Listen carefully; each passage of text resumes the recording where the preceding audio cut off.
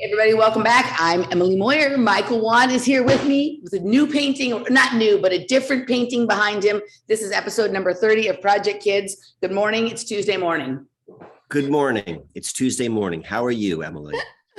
I'm good. I forgot to give you screen share before we started. I always like to do that. So show and tell. Tell me a little bit about this painting that is obviously got some sort of a twisted ladder, double helix, cosmic serpent, Jeremy Narby vibe about it. Let's see what we can kind of go down. Do you see like how it's there's that depth to it?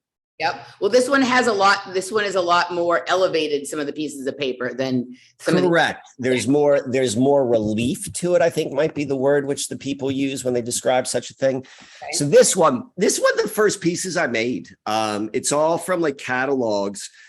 And I remember thinking about it when I made that it was like it was about like the journey of life. And so this yellow brick road, I'm looking how much it's faded and like how it intersects, and it would go through the fire and the water and then the earth, and then you climb the mountain on the top. That's what I was thinking. I like this piece. It's got a lot of texture to it and a lot of visual depth and physical depth. So I liked that when you did the close-up, the way I could see it. So this one is almost a little bit, has some elements of almost like paper mache in it, as well as like painting with paper. Like correct. Yeah. So yeah, you can see that, like, let's see. Like there's a depth to it. Yep. You see how like that paper is kind of like raised above the surface. Yep. And so that does give a little bit more of a paper mache quality. And this was before I started doing everything on the golden ratio, and this was just a board which I had in the background. Which I used for the the substructure which you do the paper mache upon. After this, I started doing everything on the golden ratio. So all of the other pieces I have, the length to the width ratio is 1 to 1.618 or whatever the phi ratio is. So like, I like that there's a variety of like tactility and depths and whatever to this one. And I made paper mache when I was little. So like, I recognize that as being sort of like that. There's two ways that one can think about it. And from my perspective, like it has a very Jeremy Narby feeling in what you just described about like the different elements and whatnot. But obviously, the twisting ladder both represents like the idea of sort of like an ascension into the heavens that he talks about, but also the double helix, right? The genetics, the DNA. And so there's like a very sort of mystical, sort of, ayahuasca kind of like feeling that he sort of talks about. But then when I also look at that, and I don't mean you any, it's not to, this is not a criticism of the piece of art. I think it's very interesting, right? But if you ever look at some of the photographs that people take of their Morgellons, right? Mm-hmm. And the way that people think that the things that are the Morgellons are changing their genetics or like interrupting their body's, normal way that they do things. Like you see some things in there that look like they could be the red and blue fibers. And then these black sort of built up things that I think now people maybe think of some kind of graphene or whatever. And that, the way that they're sort of crossing over and sort of entwining himself with that, which also I think everything Jeremy Narby talks about, he's like, it's happening on the inside and it's happening on the outside, right? Like it's happening out in the universe or in nature, and it's happening in your body on a more microscopic sort of level. And there's a one-to-one correlation with these processes and procedures. And I feel like that is represented in your painting as well. Mm-hmm. Well, thank you for that analysis and observation. Absolutely. So I'm gonna change the name of this piece to Morgellons. Do people still talk about Morgellons?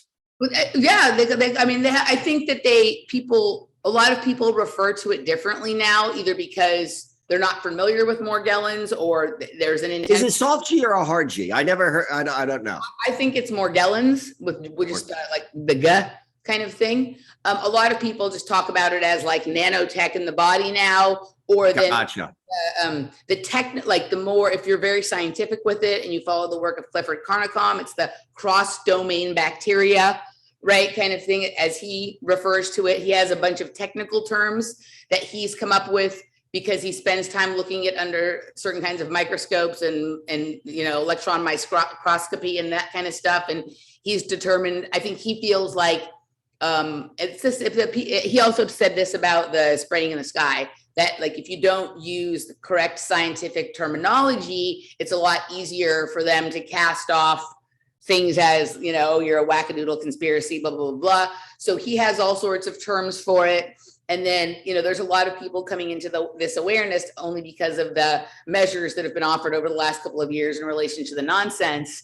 And so like, they aren't using like the more classical conspiracy terms for describing things. They're just using the terms that have come about over the last couple of years and whatnot. So I think at some point in the unfolding of experience, so that's my way of getting around saying that there's a future and past. So at some point at the unfolding of experience, we're going to refer to like the time as like the classical conspiracy period. Like, you know, like you've got like these classical ages. Like there was a time like back when, like in the classical ages, the golden age of conspiracy. Maybe that's a good one too. The golden age of conspiracy research. Yeah, like we're now into like the and I'm not saying that it's this, but it's like that same kind of thing. Like we have TikTok now, as opposed kids learn about conspiracies from TikTok videos, which are short, as opposed to from listening to 3 and 4 hour podcasts like you and I listened to when we were coming into the information. So everything has like acronyms now, or like shorthand, or Wait, give me an example, because I'm so friggin' far removed from any of that. Like, so I think one of the like big things, so remember when we did this thing with Masaki about that guy, the reality shifting, what was that? The what? Chris Chan, right? And this guy who was in yeah. That kind of information is very popular on TikTok, this reality shifting and whatnot. The other thing that I'm aware of that's going on through TikTok, largely, like it was the a lot of the trans stuff, right? Like the way people are sort of getting influenced. And now there's this new phenomenon on TikTok where like young lady, this is all, a lot of this is like women, young ladies, like teenage girls seem to be most influenced by this. Just kind of like when we were younger, they'd read like fashion magazines and then they'd be anorexic, and then later it was the cutting and whatever. So now remember how like in the golden age they would fuck up the young people this way? Well, this is how they're fucking up the young people nowadays. Now it's like through Tumblr, and then a little bit into the TikTok period, it was like the female to male transgender thing. And then now it's like young teenage girls all having sudden onset Tourette syndrome because they watched somebody's TikTok video where they had Tourette syndrome. So now you have all these like pretty 17-year-old girls walking around doing this stuff, and out of nowhere, all of a sudden, right? So it's kind of like, I mean, think about Wow, I didn't know that was happening. Yeah, it's like that's the new trend. But these, like, it's different. What the effect, like what the kind of things are, seems to be as much influenced by the technology or the digital platform that it comes across as related, even more so than whatever the content of those videos are. And so this gets into the Marshall McLuhan stuff, right? Which was like the medium is the message. That makes so much friggin' sense to me. It makes so much, like the way I understand and see things, like it's, and it would make, the more you can understand the platform, you could understand how it's been weaponized and what part of the experience is it weaponized against. And my assumption is, you know, I mean, this is an easy assumption or conclusion to reach, is as the technology advances, as the feedback loop between the human being and the technological platform advances, like what the weaponization is targeting it's like that much deeper, and it's that much like, you know, like, oh, I just watched a TikTok and now I've got Tourette syndrome. And whether that's from like, you know, like embedded on a lily wave, or whether it's like the hypnosis has gotten that good, or whatever the F it is, I don't know, but it is really happening. Well, one of the things that's weird about TikTok, and then, they're pushing Instagram and YouTube this way too. They want people to make shorts, like these little short video clips, right? Like, I think Tourette syndromes to me, and again, like I'm not by no means an expert, though there's someone in our audience that has it, and they have thought the way that I've talked about it in the past actually implies that I have some deeper understanding of it than most people who don't have it have. So I'm going to try and do my best to maintain that.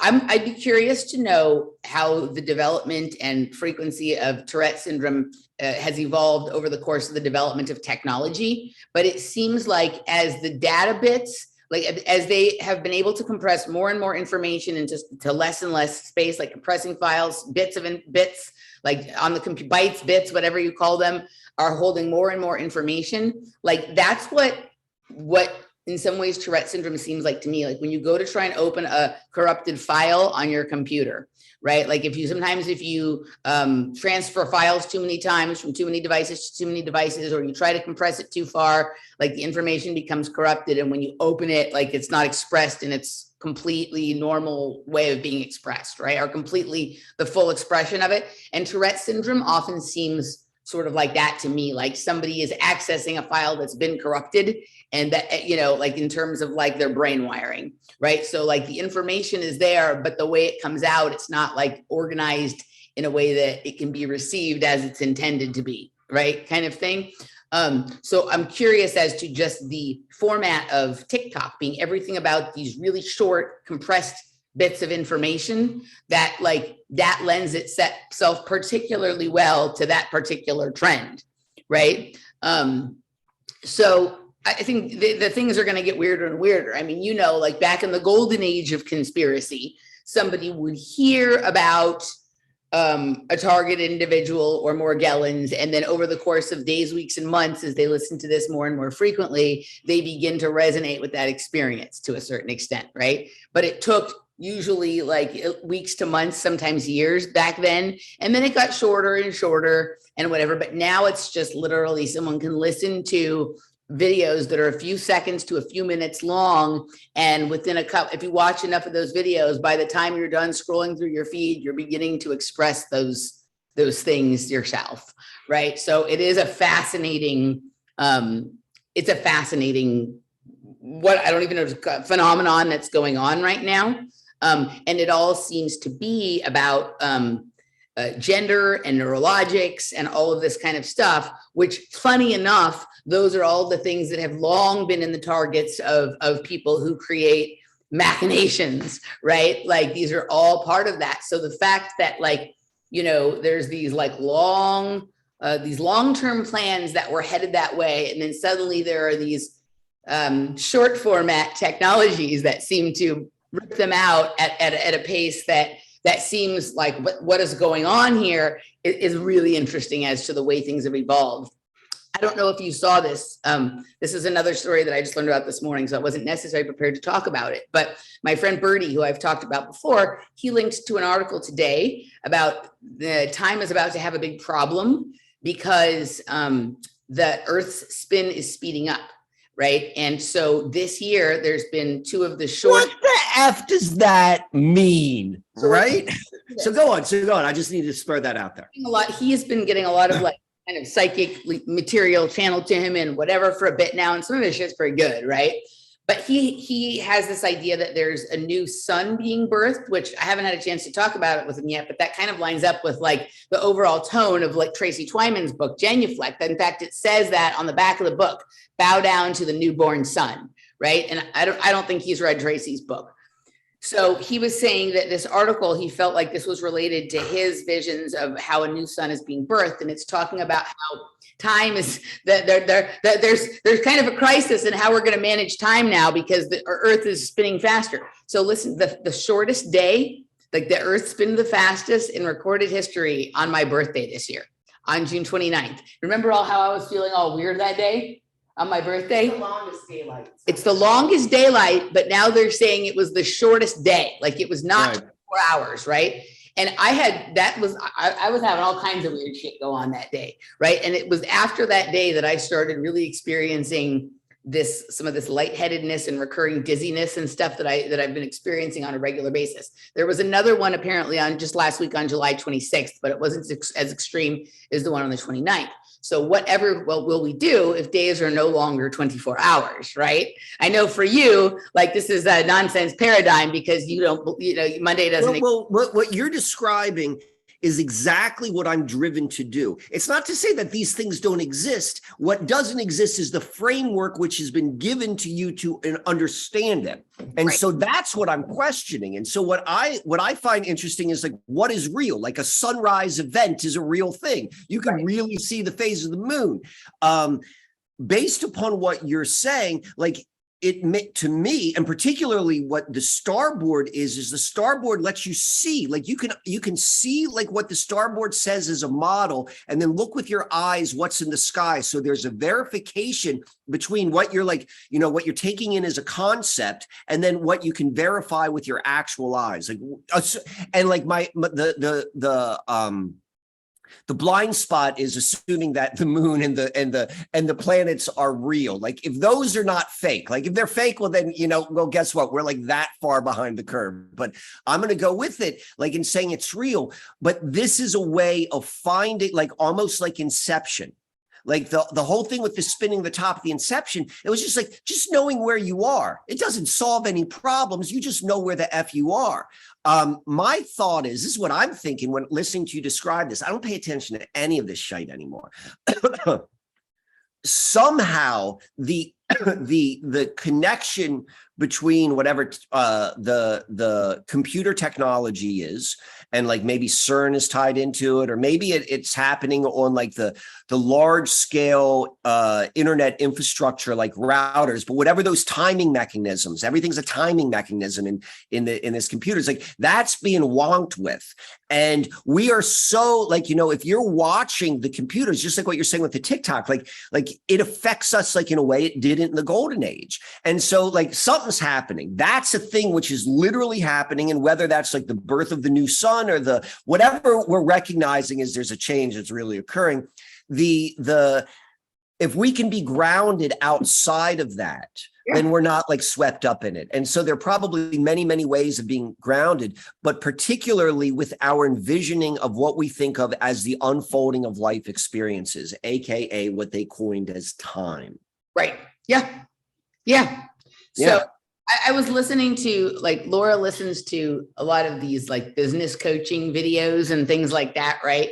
And she thinks that I don't pay any attention, but sometimes I'm sort of listening in the background, and like I don't resonate with a lot of this like entrepreneurial, businessy kind of like jargon, and I'm not a person that's interested in having like business be the focus of my life. I'm interested in like, creating working opportunities for myself so that I can, be able to do all the things that I want to do outside of that, right? Like I want to kind of think, like, to me, the working is so that I can have more expanded time to do other things that are just of my own curiosity or whatever, right? So the work the efficient work that provides that is of interest to me. But just like people who like want to get together and talk about their finances and their business as part of their enjoyable time, like, yeah, that's not my thing, right? But I do listen, and every once in a while someone says something interesting.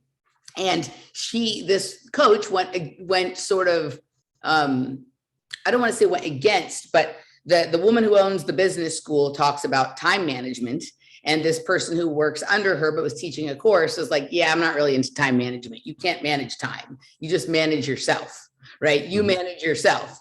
And we think of it in relationship to time. But the idea of managing time is kind of like managing an imaginary friend, right? Like it doesn't quite exist.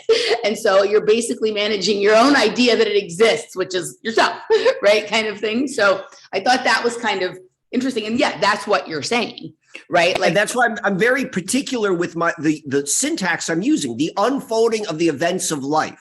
Like right. I'm referring to what a normal person calls as time, but to what you just said, like you can't manage time because time's not a thing. Like you only manage yourself in what you're doing with your experience. Right. Like, I'm not trying to sound all philosophical. I'm saying like, this is like legit. Like if you want to move through this weirdness, you have to like have a different level of how you are interacting with reality. And how do you interact? It's like, what the F you're doing?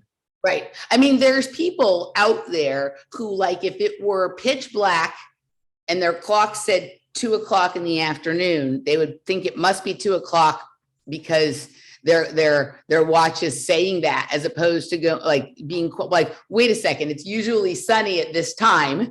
If suddenly it's dark at this time, wouldn't it make more sense that we question the clock as opposed to question the nature? But they have been so indoctrinated that the technology tells them what's happening instead of the nature, or what we think of as nature, telling them what's happening, that they would insist, right, that there must be some crazy phenomenon going on in the sky that is making it dark at 2 o'clock in the afternoon, as opposed to like, maybe the shit doesn't actually work the way they say it is.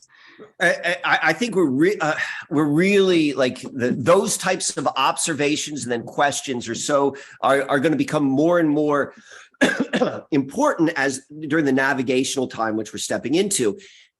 Think about the way religion has played a part in this. They have demonized people who use the sun, like their tracking and their awareness of what the sun was doing to control their life, as pagans or sun worshiping religions or or whatever, and have insisted that you shouldn't do it that way. Right. And so you don't necessarily, we think of technologists as very, a lot of them are anti-God, like a lot of them are very like into something else. But that entire paradigm of technology helped to be ushered in by the sort of guidance to not look to the sun to dictate your life that religion helped usher. Exactly. It's the same thing. And this is the point I wanted to go with, because it's this movement toward, and the movement, I suppose, has been around for a long time. We're just seeing it like very clearly as things are shifting, but it is taking away your point of reference to be either internalized, which would be internalized, like looking at the sun, like, you know, maybe not worshiping it, but recognizing like that is giving you like a compass. So I had this conversation yesterday with someone, and I think it ties into what we're talking about. And we were talking about like temperature, and we're saying like, you know, it feels colder than it is. Right. And I'm like, that's fucking bullshit. It feels as cold as it is. Like there's like, the only reason is it like, oh, well, you know, the thermometer says it's 33 degrees out, but it feels like it's in the 20s. And the reason is because of the humidity or the dampness in the air. Like, don't give me any of this like mumbo jumbo. It's like, it feels cold. Don't tell me like it's actually 33 degrees, but it feels 28. It's fucking 28 degrees. Like it's taking away your internal, like there's a point of reference, which I can see the value of, like we can recognize with the thermometer, it says 33 degrees, but this idea with what you're saying is like taking away your own, you know, sovereign ability to understand what's going on in your surroundings. And I just described it in terms of temperature, but we're also seeing it in terms of time. And so, yeah, there's something weird going on, and the ability to be able to move through it, I think, is also one of the reasons why you won't have Tourette syndrome after watching a TikTok video, because you are not so ungrounded that you could be swept away so easily. Yeah. Yeah. Right. Your temperature point, like Laura and I have a lot of debates about temperature because she tends to lean cold and I tend to lean warm. Right. And I'm one of these people that's like, you know, sometimes the temperature is set at 74. Like sometimes she's fine with that. And sometimes she's like, it's freezing in here. And I'm always just like, it's like, feels like it's 74 to me. Right. Like kind of thing. But I think one of the things, and this is, I don't know if this is a skill or if this is just what some people's bodies do or what all the inner workings are. Like, you know, when somebody feels warm or cold, and then their inclination is to make an adjustment to the temperature in order to become comfortable, right? Like one of the things that I noticed happened for me recently when I made an adjustment to my physiology, right? That because something funny was going on, was suddenly my body was better able to adapt to whatever temperature I was in. I never felt overly hot or overly cold. It was like my body would be exposed to a field of degrees, right? And like it would adjust for a minute and then I would feel comfortable. I would feel sort of room temperature almost wherever I was. And I think that like this reactive thing, both to temperature and to time that you're talking about, I think might be related to the same thing. I have to think about this. That makes total sense, because what you just described on a sensual level, like your senses, like how you're sensing your physical body, you acclimate. I don't know, like whether it's like this, like the idea that there's a number to describe what it feels like I get it. Like, you know, there's like some value in that. But at the end of the day is like, what do you feel like in your own skin? And you are able to self-regulate. Like, you know, that's like, you know, your Tibetan monk meditating on top of the Himalayas and the Himalayan mountains. And it's like, yeah, I'm just totally fine because I have my point of reference. I think it is a skill, is some people are naturally maybe, it comes more easily, but that level of self-regulation. Yeah. I got a question for you, which I'm curious. Like, one of the things which I have realized, or what I've noticed over like a period of time of, you know, being in different relationships, is there's a consistency which I've heard from almost all my partners, like when we sleep together, like literally sleeping in the same bed, that I put off so much heat, my body does, that it keeps them warm. And at the same time, they're always freezing. Laura, do you have anything to say to that? And so I always thought like, it was like, is it a male female thing? Or is it like, you know, those were the ideas that went in. So that's what I want to ask. I want to hear what you got to say on that. Well, I'll go to bed and I'll be freezing and I'm like, hurry up, come to bed. I need you to warm me up, because like she is like a furnace, but at this, and she does warm me up, but then I reflect it back. And so then it ends up getting actually really hot. Do you then, because I always feel the same temperature. That's where I was going with this, is like my internal, like, thermostat always feels the same. It doesn't change. I don't know. Does yours stay the other same? than you like, get hot?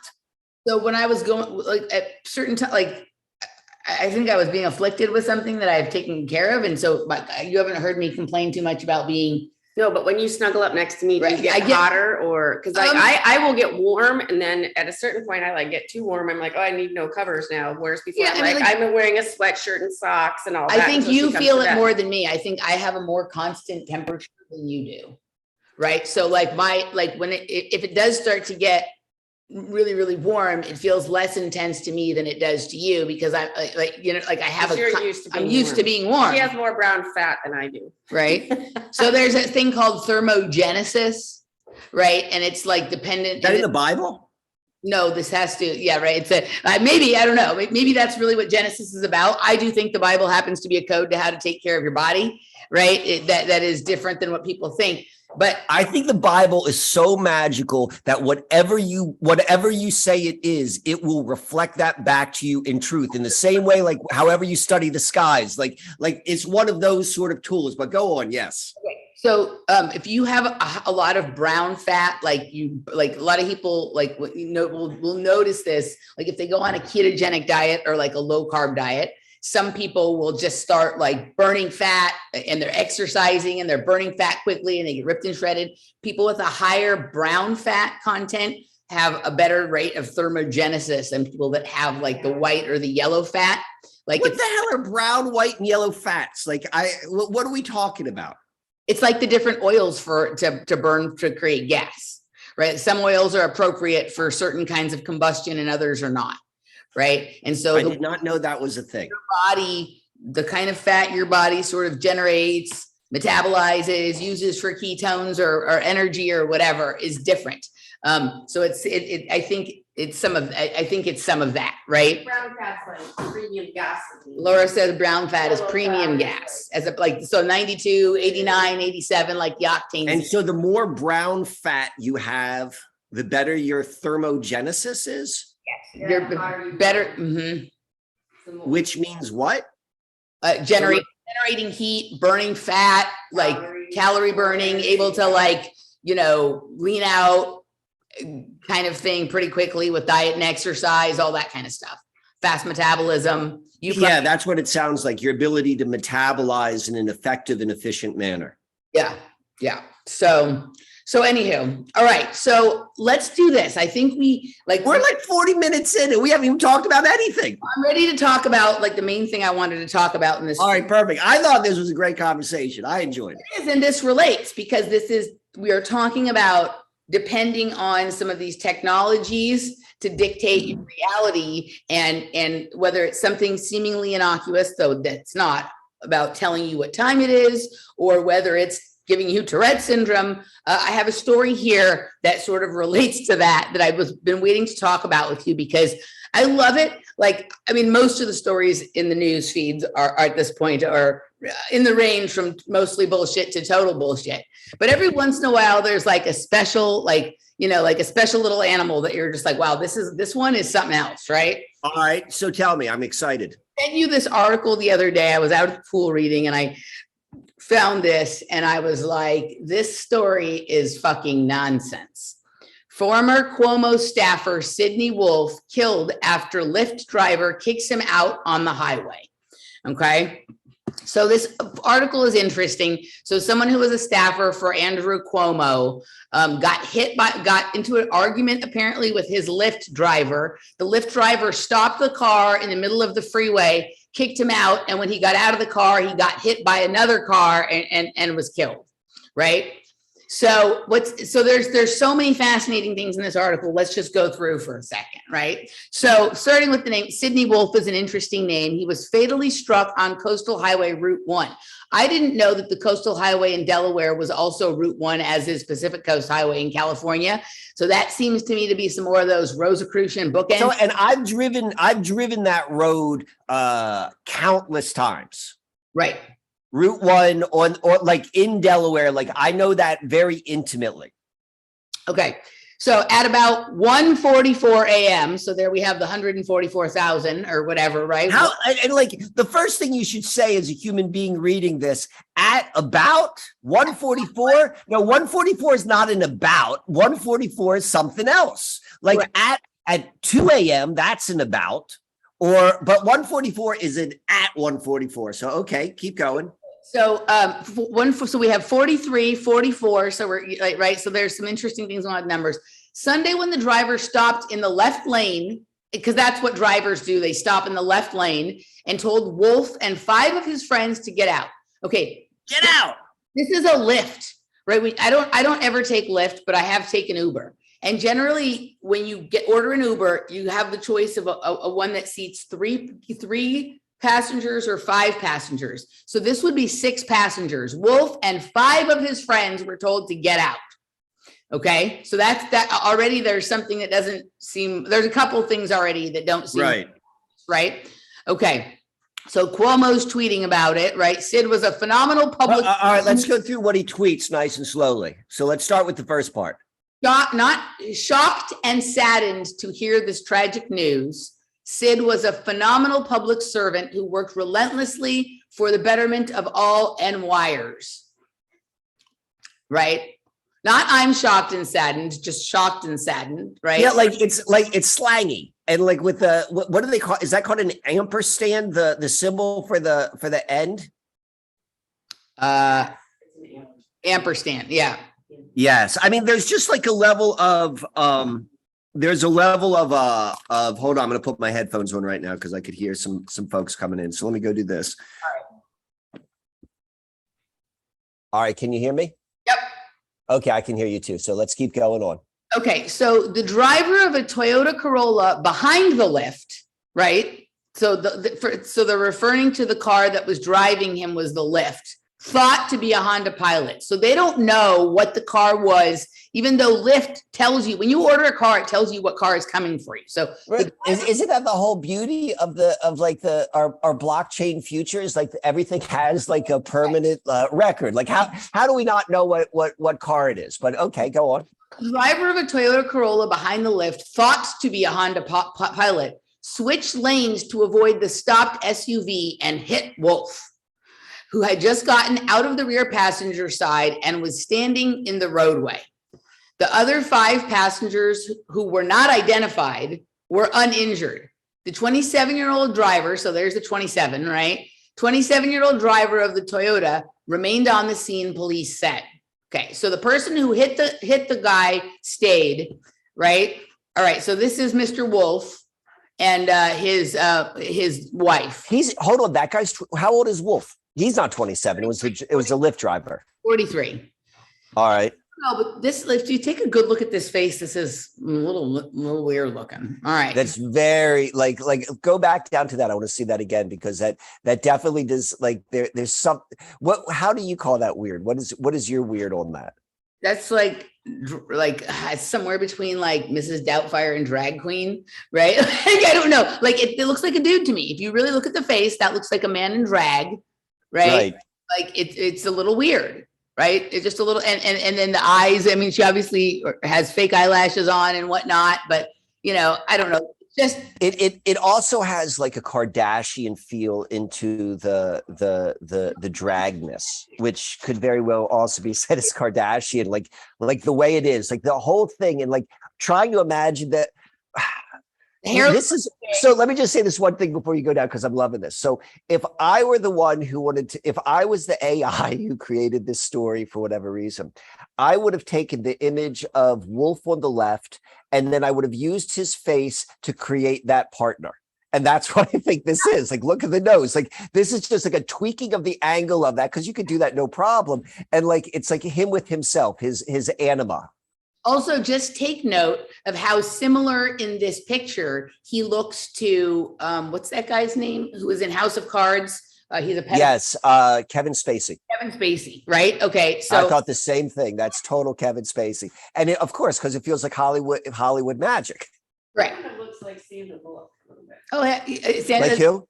Like a drag queen version of Sandra Bullock. Well, I thought she was, right? That too. Okay. So, all right, so here we go. I'm sad. A less compelling Sandra Bullock. I'm effing sad, and I'm absolutely furious that this happened. That one of Wolf's two sisters, Brooke, freed. What are you freed from? Brooke. Yeah, Brooke. A Facebook post about quote having quote lost one of my favorite people in the world. When I woke up to a phone call at 5:27, weren't there 5 other passengers and the driver who hit him was 27? So there we go. There we go. I had no idea. It's not at about, it's at, but go on. Yes. Okay. There you go. I had no idea it would be the start to one of the worst days of my life, she said, calling it the moment your entire life changes. Okay. All right. Good. So, okay, go down. Let me see this picture. So where it shows the road. Can I see the road? Go like, I want to see if I even recognize it. So it says was fatally struck 144. About 144. So same thing, not at about. Right. So, right. So it's interesting. Sometimes we get ats and sometimes we get abouts, but whenever they're talking about 144, it's always about. It's okay. Yeah. I think that's just a stock image of DE1, but go on. Okay. So there, right. So that's with his family. Right. Okay. Freed. Okay. Will miss him. She will forever miss him. I can't believe this has happened. I lost not just my brother, but a role model and a friend and a source of comfort and wisdom. Okay. That's interesting. And here's Cuomo's tweet. And of course there's a GoFundMe, right? That's already got 42,000. It's fun, interesting. Like how does that get 42 grand? How does that get fucking 42 grand in an hour? Well, it's actually more than that, but you'll see in a second. But it's interesting that someone who's worked for all these very wealthy, politically connected people has to do a GoFundMe. Exactly. Cuomo just give them a cool mill and move on, right? Or whatever. Okay. I can't believe this has happened. They keep repeating the same stuff all over and over. So I just want to stop. So this is the story they're trying to present. So this dude is obviously like they're trying to make you think like he's like a regular, well-established participant in the mainstream value system. Right. And if that's the case, there's no way you have a 42-year-old, highly connected political staffer with 2 young children who doesn't have life insurance, like all of those, that's like the normal mainstream way of, like, the reason you have that is so that you don't need to have the GoFundMe to pay funeral costs or like what have you, like that. Like there's a contradiction in logic right there. Right, 100%. Okay, so then they keep repeating this part over and over. I can't believe this has happened. I lost just not my brother, but a role model and a friend and a source of comfort and wisdom.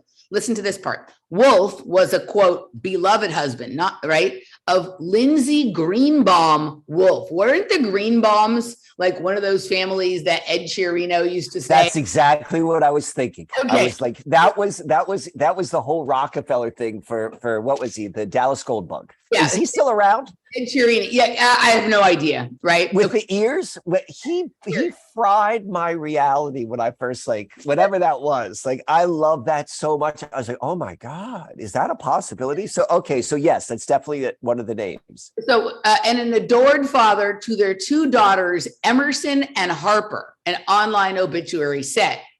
Emerson and Harper, interesting names, but people do that these days. So, okay. Sid was a people magnet. He was the first to welcome you with a hug. His life force was unmistakable and irresistible. He effortlessly collected friends. Do you collect friends? I don't know about you, but I make friends. Like I make friends. I have friends. I don't collect them. Collecting sounds like something different. And treasured family above all. To see him with his daughters was to see love embodied. That is a really weird term. The family's obit says, so now it's not an obituary, it's an obit. Yeah.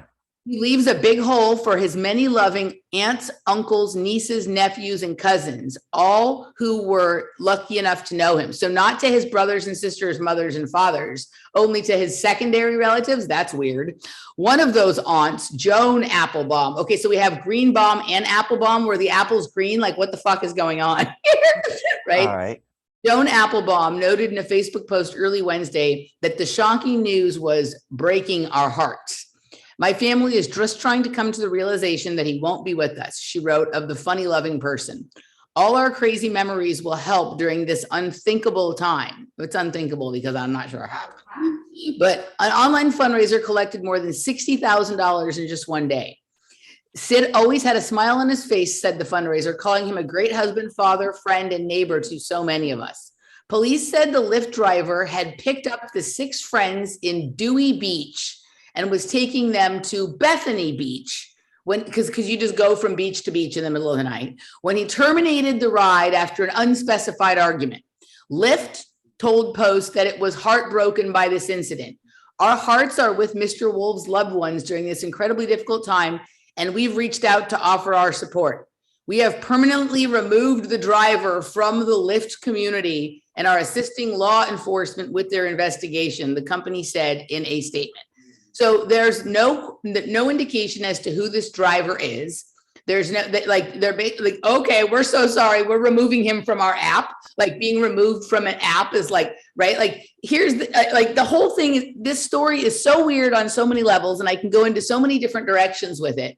But I'm just going to let you have your first stab at it, and then I'll tell you what I'm thinking. So I want you to go with what you're thinking, because I'm looking at a couple things right now. So I'm going to listen to you, and then I want to see who this Jonah Applebaum is and some other people. So go. So Okay. Keep going. Definitely all the weird things with names and numbers, right? But what are you doing?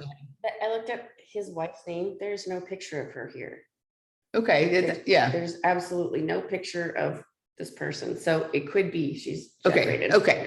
So, there's all these weird things with the names and the numbers. But the first thing is, like, remember when there was that Uber driver killing in Kalamazoo, Michigan, or whatever? All those. I think so. Yeah. Okay. So when that happened, like, it confirmed something that I had experienced, and that I knew what these apps were ultimately in some ways going to become for, right? So back many years ago, when Postmates first came out, I worked for Postmates for a couple of weeks, right? I don't even know what Postmates is. So What's Postmates? Postmates is kind of like Uber or Lyft, but instead of driving people around, you're like acting like a courier or like a delivery service. So most of it is about food, right? It's like what Uber Eats is now or DoorDash kind of thing, right? But sometimes there was something else where like you might pick up like a document and drop it off or whatever. It's a courier service, right? But it was mostly about food, or you might pick something up at the store and take it to the person you were dropping it off with. So you never had a person in your car, but you were being directed by your phone where to go, where to pick things up, where to drop them off to, and then getting paid something from the company itself and whatever tip you made, right? So I did it only for a couple of weeks. And the first day that I did it, like I actually made a lot of money. I think I made like $175 in like 4 hours or whatever. And like, it was a little bit unusual to get used to doing it, but okay, like it seemed to be like, wow, I made good money. This made some small degree of sense. There are things about it that are annoying, but whatever, right? You basically are doing it through an app on your phone. You have to have your GPS on. It tells you where to go to pick the thing up, which route they want you to take to drop it off, and what you have to do after you drop it off. Then every time I did it after that, the requests became increasingly bizarre and difficult to accomplish, but also the things that the app was telling me to do did not make sense, right? And at the end of each shift, I would have made less money, even though the work felt like it was more and harder. So sometimes it would be something like, you're picking up Chipotle, the bean burrito at Chipotle and dropping it off to this person, right? But it would take me way out of the way to a Chipotle far away from where I currently was and where I was going when there were other Chipotles on the way, right? It was just doing things like that didn't necessarily make any sense. Sometimes you'd be on a task and the task would just disappear from your phone. And so you had the item, you'd picked it up, but now you no longer have the address or the directions available to where you're supposed to drive it off. So you're running around with this, like not knowing what you're supposed to do with it. And there's the phone is not even showing that order ever existed, right? So why would I be going to this place to pick this thing up just out of the kindness of my heart, right? And there was no one to call to figure it out or anything like that. And also sometimes it would take you really stupid routes to get places, right? And because they were monitoring how long it took you to do things, if you didn't go the way they said, if you're like, dude, I know this way, it's definitely fucking faster, right? But if you went this way and then you didn't get there on time, you might get your amount reduced, or you might get like a strike or whatever, like the kind of thing. It became very obvious to me that the whole idea was to get people used to doing what their phone told them to do and to override their own ability to make sense with whatever they were being instructed to do, right? And that in the beginning, it would be like people are less willing to question being asked to do something weird if they're being well compensated for it, unfortunately, right? But the more weird it got, and then the less money making and the more stress because you were now late and you were afraid you were going to get in trouble. Like I did it for a couple of weeks. I'm like, I'm not doing this. This is crazy. This is designed to get people to cede their intelligence to their telephone for directions, right? And I could see all kinds of crazy things happening because of that, all kinds of weird MK Ultra targeted individual, political assassinations, harassment, things that could be woven into that. But I felt like the bigger societal thing was for people to get used to taking instructions from their phone, not just in the way that, like you're looking up directions, but your phone, like you're literally feeling stressed out if you cannot do the thing your phone is telling you to do, right? Like it's becoming wired into your system.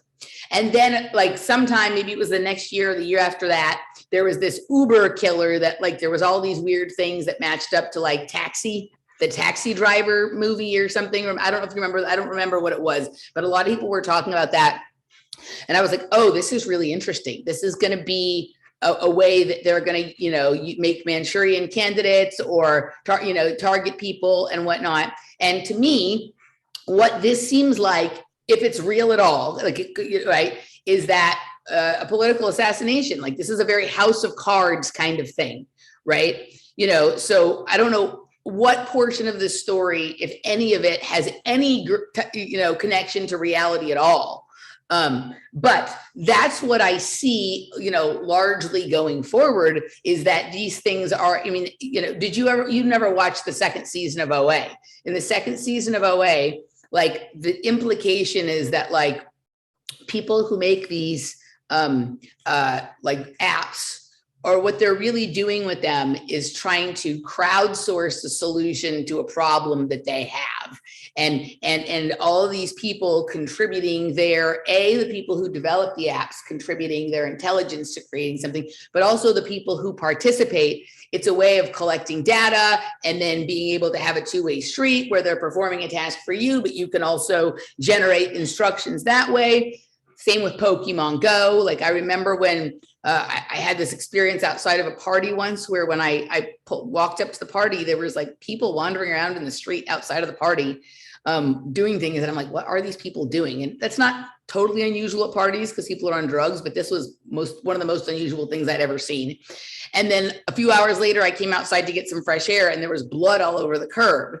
And someone had tripped while playing Pokemon Go and hit their head on the curb and had a huge accident. And then I realized the people I had seen when I first got there were playing Pokemon Go and were chasing the little things around in the street, right? So all of these types of things I see as like ways that can be used for what used to be sort of programmed MKUltra tasks or terminations and things like that, right? And so if this person used to work for Cuomo, right, if that part of the story is true and he's worked for a lot of other people, then my guess would be he would have some indication. Either he's, like your Kevin Spacey type in House of Cards, and or he has awareness of where all, the bodies are buried or where all the secrets are or something like that.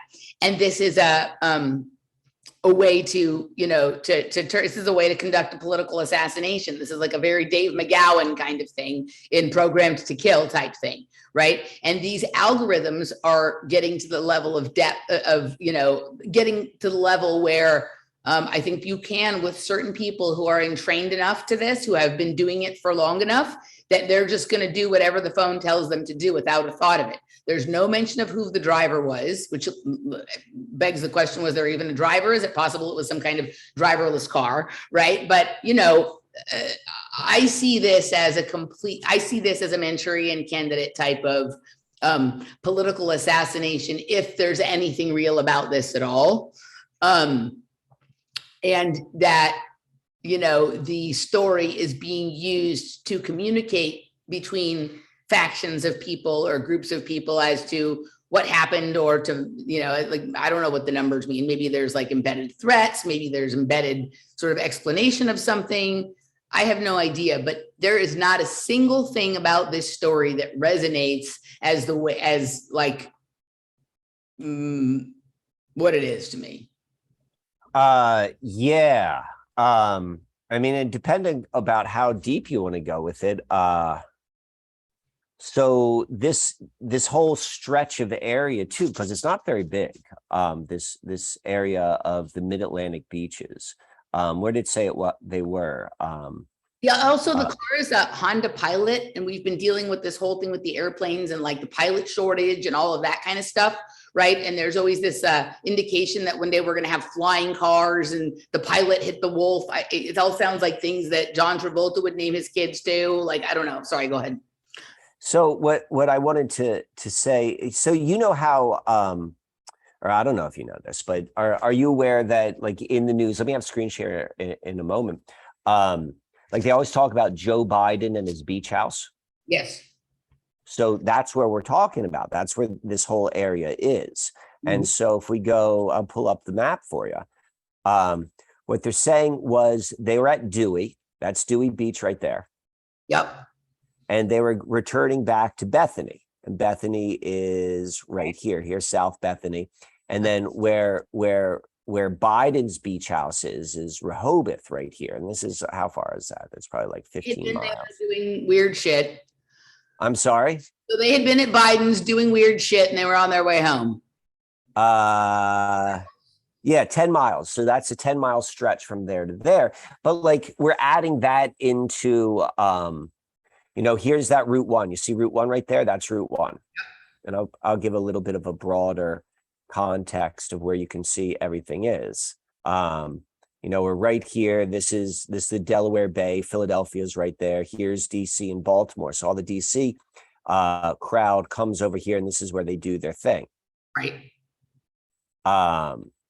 So if you want to go and look at it as this like house of cards sort of thing, you know, we're going all the way up to the at least in space, in location, it's connected to the highest level. Did you ever watch House of Cards? I've seen like one episode, maybe. Okay, so there was one episode where like he just pushed the girl into the train tracks, right? And okay. The moment I read this article and I read the part about like he stepped out onto the road and got hit by the other car, like that's the vision that came into my mind. It was just like a very, you know, targeted kind of thing that way. And the lack of emotion with which it was done with in House of Cards, where he just kind of like pushed her onto the train track and walked away and went on with his night kind of thing, right? Like this person that he had a relationship with. Also, it was a young staffer or journalist or something like that, right? It was just like, bye, right? Kind of thing. Like this resonated as that same sort of feeling. Can I ask you a quick question that seems like an aside? Would the fact that it's Highway 1 over there, just like it's Highway 1 on the Pacific coast, would that be another example of what you've, I think, referred to me before as Rosicrucian bookends? So that's really interesting because I was thinking about that. Usually how they have the highway numbering system, it's a general like a proportion of where that highway is relative to the country, so that you could hear right away interstate number, and you could picture in your mind where that's located. And so what is it? It's like 95 is the primary north-south road on the East Coast, our highway system. So you think that's like at like 95% or like the entire length, and like, isn't it 5? Is it 5, which is on the West Coast? Yeah, the 5 and the 4. So you've got that going on, and so which shows like these like numerical systems, but then we both have these route 1s.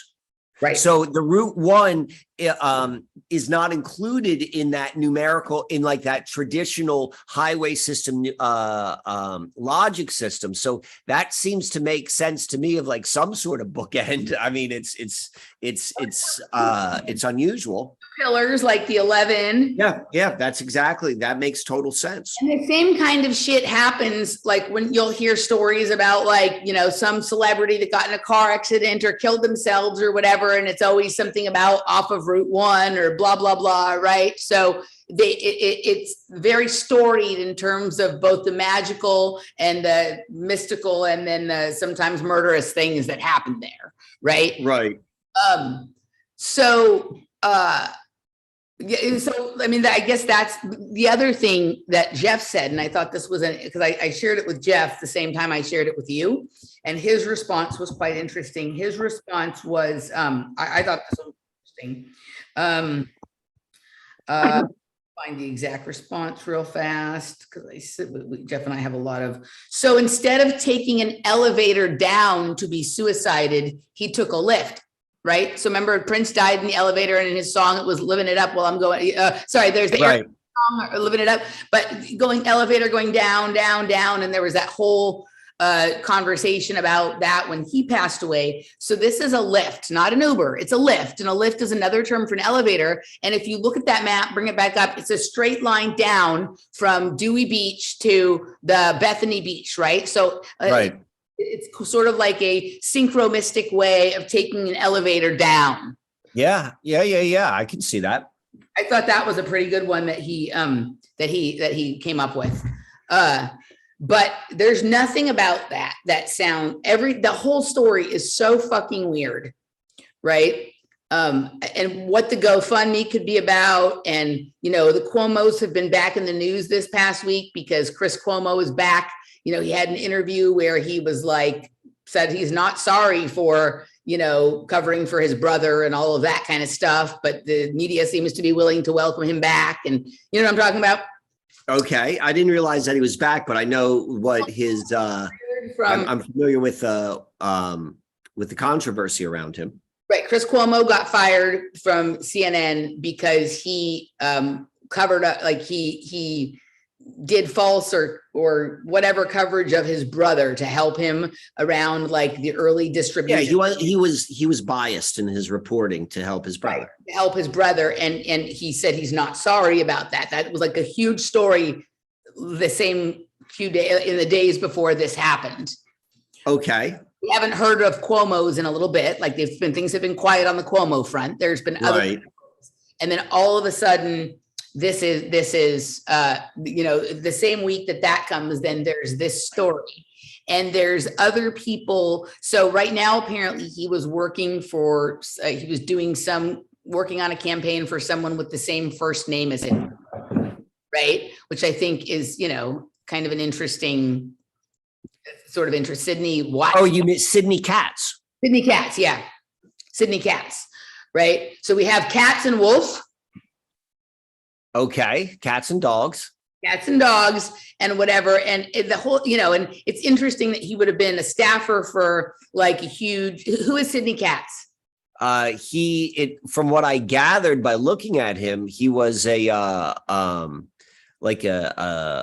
councilman on like the county level of government. Much smaller, which was weird. Definitely much smaller. Staffer for like a governor or a congressperson or a governor of like arguably the most influential state, you know, 1, 2, or 3 in definitely the United States. So yeah, it does seem like a considerable change. You wouldn't think that they would pop back to that level unless, right, there's something going on in that city or county that there's really wanting to be control over. And so this, you know, like this is, the staffers are super duper important in, you know, like some of these plays, right? But the whole thing, I mean, you've taken Uber, haven't you? You've taken Uber? I've taken an Uber before. Okay, so like, it's a weird experience, right? Like you don't know what you're going to get. And especially once the mask thing became a thing, is he going to be wearing a mask? Is he going to want me to wear a mask? Right? Are they talkative? Are they not talkative? Does it smell in the car? Is it clean? Is it dirty? You leave a rating. The whole thing is like a very strange way to get from one place to another. Taxis were never that way, right? I can't think of like a better like entrainment system for getting people accustomed to not only being judged by a social credit system, but being the judge in the social credit system, right? And, you know, like think about this, right? All of us who are like opposed to that social credit system, like if you take Uber enough times, you start to get picky and fussy about your experience and you start being willing to leave somebody a bad review.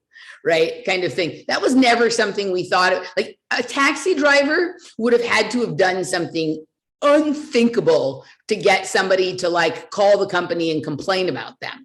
But all an Uber driver has to do is look at you funny, wear a mask, not wear a mask, right? Or you know, be chatty or not chatty or have a bad smell in their car for you to be willing to, you know, leave a permanent strike on their record.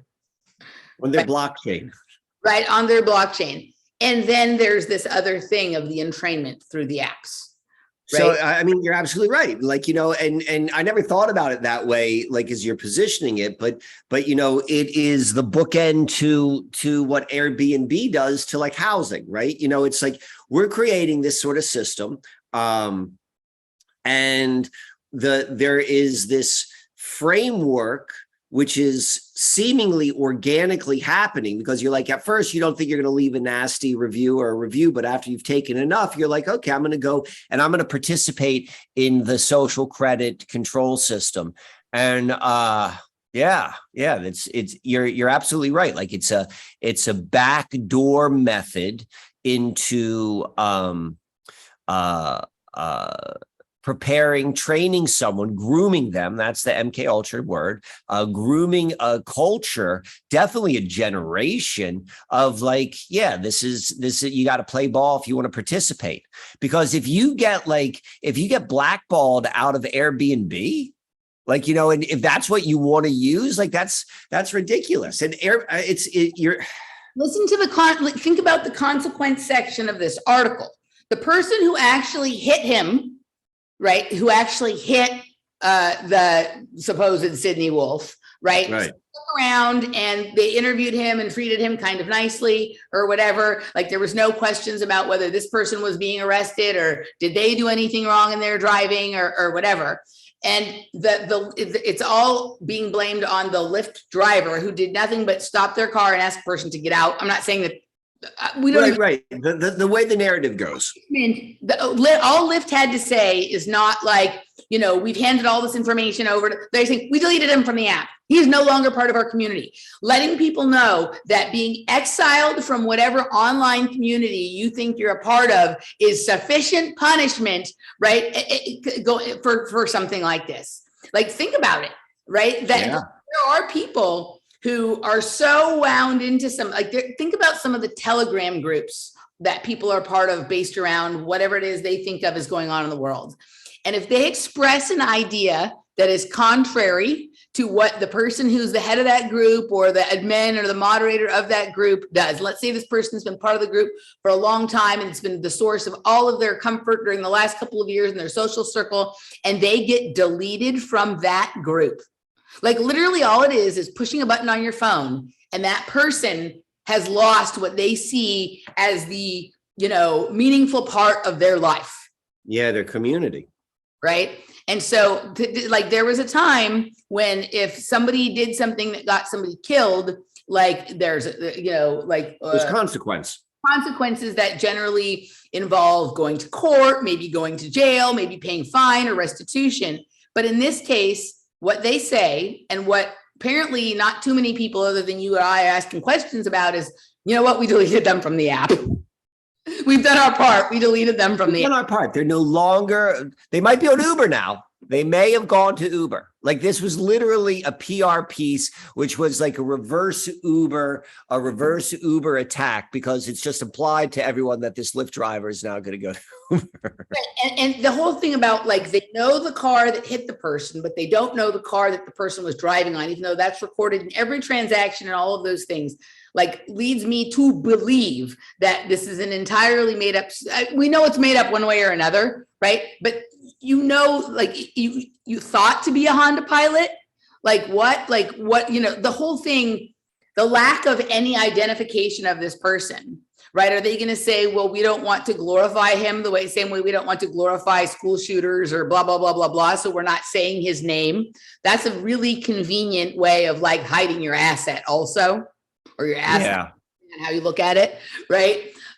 So anyway, I thought that was an interesting story and went along nice with the part that we didn't know we were going to talk about in the beginning. I think we should take a quick break and move on over to the patron segment where I have another almost unbelievable story and it completely. All right, well, let's do that.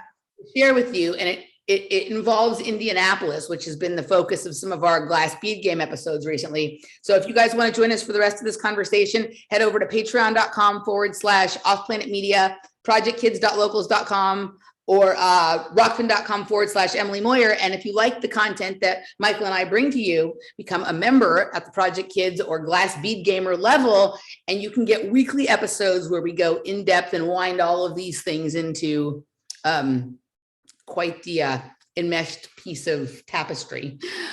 Michael, anything to say before we go? No, we'll go and I'll see you on the other side. Yeah, on the other side. Bye, guys.